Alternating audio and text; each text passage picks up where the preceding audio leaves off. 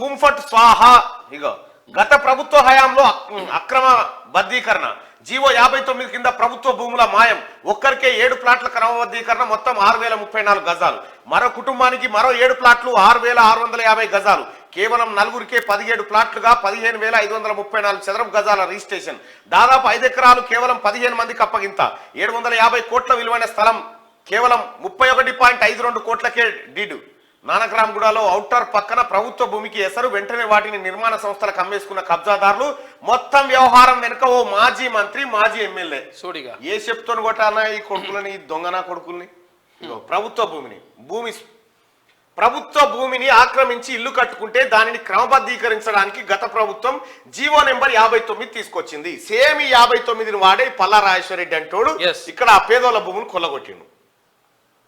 కానీ సామాన్యుల కంటే ఎక్కువగా బడాబాబులు, అక్రమార్కులే ఈ జీవోతో లబ్ధి పొందారు. హైదరాబాద్ లో మరీ ముఖ్యంగా ఔటర్ రింగ్ రోడ్ చుట్టుపక్కల 1000 కోట్ల విలువైన ప్రభుత్వ భూములను కొట్టేశారు. పక్కా నిర్మాణాలు లేకపోయినా పక్కడబందీగా నొక్కేశారు. ప్రభుత్వ భూములను నొక్కేయడానికి జీవో 59ని వెలువరించారా అన్నట్టు అప్పట్లో జరిగిన అక్రమాలన్నీ ఇప్పుడు ఒక్కొక్కటిగా బయటకు వస్తున్నాయి. గోపన్పల్లి జర్నలిస్ట్ కాలనీకి ఆనుకొని ఉన్న స్థలాన్ని నొక్కేసిన వైనాన్ని ఇప్పటికీ ఆంధ్రజ్యోతి బయట పెట్టగా, తాజాగా హైదరాబాద్ కు గుండెకాయ వంటి నానక్రామ్గూడలో ఎటువంటి నిర్మాణాలు లేని దాదాపు 5 ఎకరాల ఖాళీ ప్రభుత్వ స్థలాన్ని బిట్లుగా చేసి కట్టబెట్టేశారు. ఔటర్ రింగ్ రోడ్ కు ఆనుకొని ఉన్న అత్యంత విలువైన స్థలం ఇది.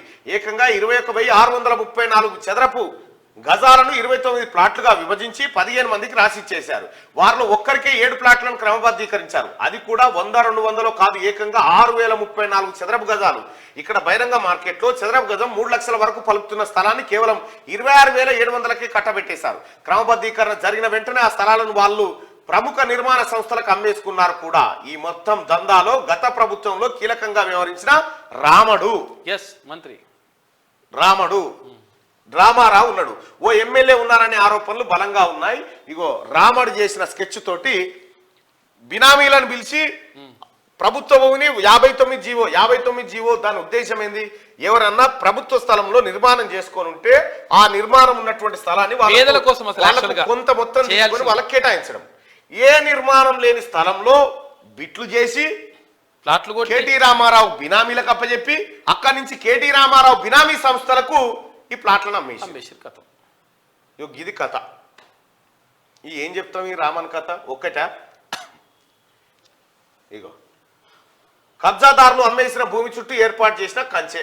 ఏం లేదు, గోడలు లేవు, బిడలు లేవు, రేకులు పెట్టిరు. ప్రభుత్వ భూమిని కబ్జా చేశారు. అందులో ఇల్లు కట్టుకున్నారు. క్రమబద్ధీకరణకు దరఖాస్తు పెట్టుకున్నారు. అప్పుడు ఎవరైనా ఏం చేస్తారు?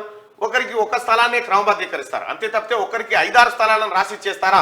నిబంధనలకు ఏమాత్రం పట్టించుకోకుండా ఒక్కొక్కరికి 1000 చదరపు గజాల క్రమబద్ధీకరిస్తారా? కానీ నానక్రామ్గూడలో జరిగింది ఇదే.